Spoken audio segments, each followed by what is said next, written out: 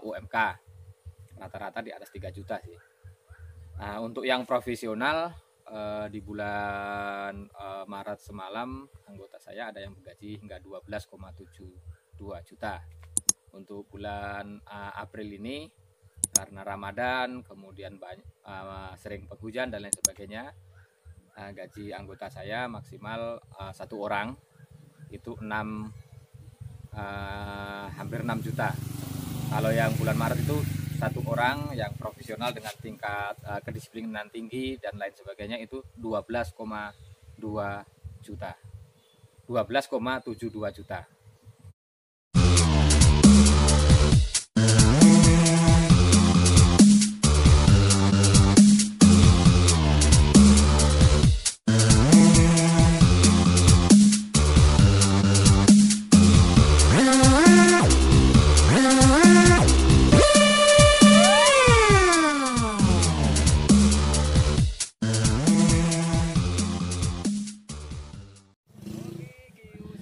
Halo, selamat berjumpa kembali dengan saya MCH Anam Semproter. Bagaimana kabar Anda hari ini? Semoga bagi Anda umat muslim masih tetap lancar menjalankan ibadah puasa di bulan suci Ramadan ini. Dan juga semoga kita selalu terjauhkan daripada paparan virus COVID-19. Oke, untuk pertemuan kita kali ini kita akan membahas mengenai apa sih kelebihannya sprayer modifikasi kami dibandingkan dengan sprayer yang berada di pasaran pada umumnya. Sudah beberapa kali sih sebetulnya video ini saya jelaskan, dan untuk saat ini kebetulan ada beberapa orang penanya dengan rencana untuk membeli unit yang sedikit lebih banyak dibandingkan dengan pembeli-pembeli lainnya, dan mereka ingin tahu alasan pastinya kenapa mereka harus membeli alat kami.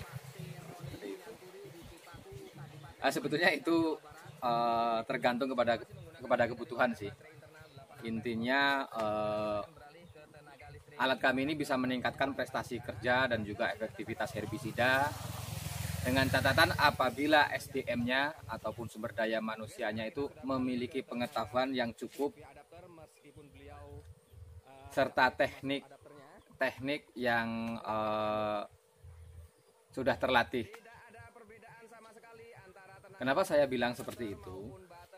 Karena mungkin sebagian Anda mengenal saya hanya sebagai modifikator ataupun penjual sprayer elektrik pabrikan, sprayer elektrik modifikasi, bukan sebagai salah seorang yang memang betul-betul membidangi pekerjaan pengendalian gulma via herbisida ini, terutama di perkebunan kelapa sawit. Hanya sebagai informasi tambahan bagi yang belum mengetahui, saya sebenarnya menggeluti bidang pengendalian gulma via herbisida ini mulai dari tahun 2007 dan sekarang 2020, yang berarti sudah 13 tahun. Dan dalam rentan waktu yang 13 tahun tersebut, saya sudah banyak menggunakan peralatan semprot, baik itu yang manual, kemudian yang menggunakan BBM, yang selang panjang, ataupun yang menggunakan BBM namun digendong, ataupun bahasa di herbisidanya kita bilang yang mist blower lah, yang elektrik pabrikan lah, yang solo manual lah, kemudian power spray dan lain sebagainya. Dan dari pengalaman-pengalaman tersebut itulah kemudian saya mencoba mencari alternatif bagaimana sih supaya pekerjaan itu lebih mudah. Dalam artian lebih mudah ini baik dalam mobilitasnya maupun di dalam cara mengaplikasikannya.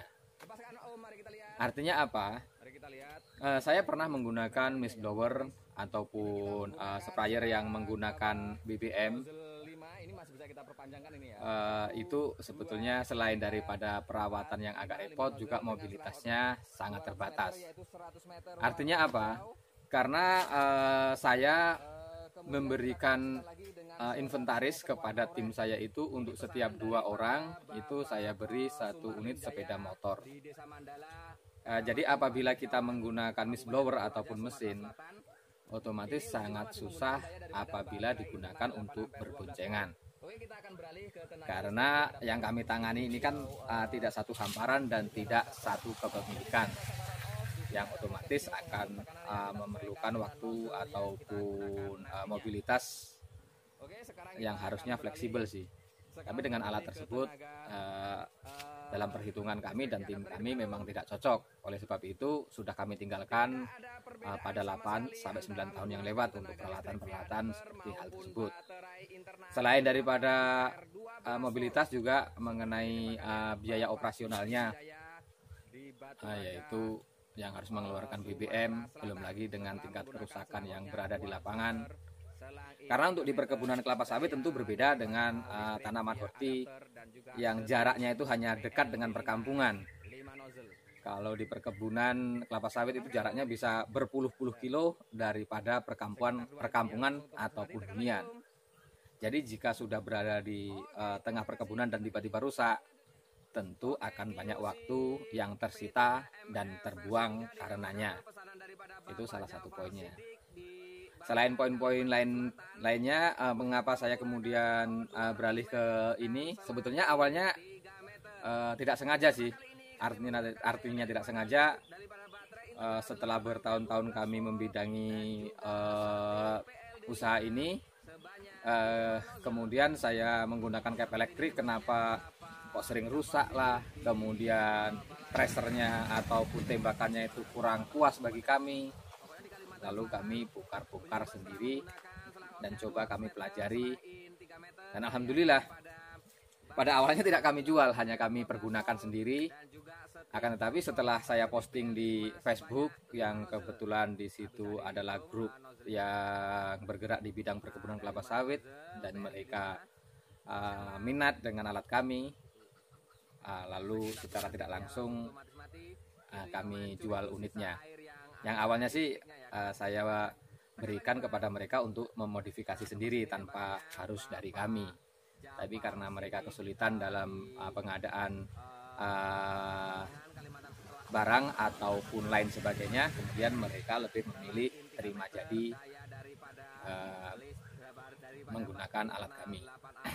Kemudian mengenai bagaimana dia meningkatkan prestasi kerja dan juga efektivitas herbisida, itu kembali lagi kepada SDM-nya, pengetahuan daripada SDM itu sendiri. Misalnya kami sendiri sih apabila ada anggota baru dalam jangka 2-3 bulan itu masih kita perhatikan khusus ataupun kita training, dan dalam 2-3 bulan tersebut memang untuk penghasilan mereka belum bisa disamakan dengan anggota-anggota yang profesional lainnya.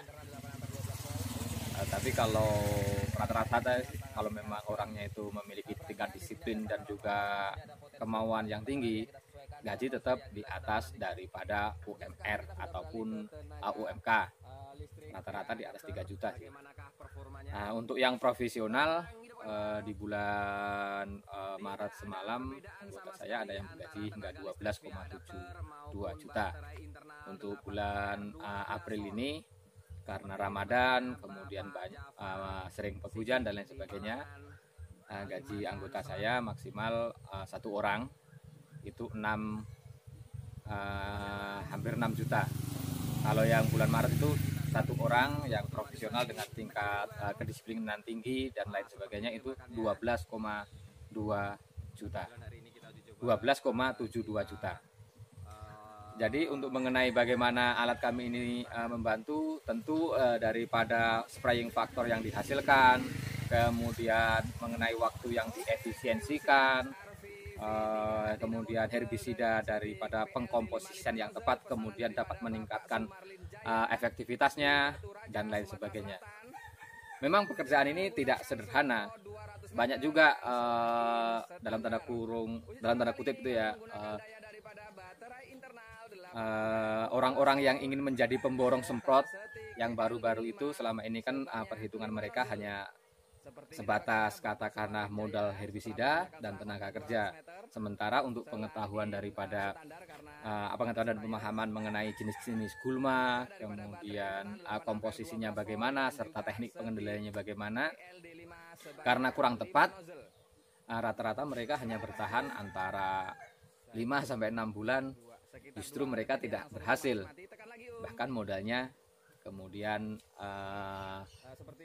habis untuk biaya operasional. Jadi memang pengendalian gulma via herbisida ini gampang-gampang susah. Artinya gampang itu untuk sebagian orang tertentu itu kalau hanya menjadi tim aplikator gampang, karena mereka kan taunya hanya mengaplikasikan mengenai komposisi dan herbisida apa yang harus digunakan. Itu kan sudah dalam tanda kutip saya yang menentukan nih, mereka hanya tinggal mengaplikasikan. Jadi yang sulit itu sebetulnya itu pemahaman kita mengenai jenis-jenis gulma serta herbisida apa yang seharusnya diaplikasikan serta komposisinya. Karena kalau kita hanya masih mengandalkan dengan resep-resep yang tertulis pada label herbisida, tentu tidak akan menjadi perbedaan antara owner itu menggunakan jasa pemborong semprot ataupun menggunakan jasa anggota mereka sendiri ataupun karyawan mereka sendiri. Artinya apa? Artinya dari sisi biaya pun 11-12, kemudian mengenai residu pun ya 11-12 juga. Dan yang sedikit mungkin selama ini orang kurang paham tentang saya, di sini ini kan kalau saya itu memberikan jasa dengan dalam tanda kutip ya, dengan jaminan itu gulma sasaran itu mati. Jadi kalau orang yang alah Mas Anam itu hanya pandai bicara lah, beginilah begitulah, ya itu hak setiap pribadi sih untuk menilai seseorang. Tapi dengan 13 tahun berjalan, tentu bagi orang yang bijak tentu bisa berpikir selama 13 tahun berjalan dan ternyata anggotanya masih bertahan dengan gaji seperti itu. Jadi sebetulnya ada yang menjanjikan dalam usaha ini.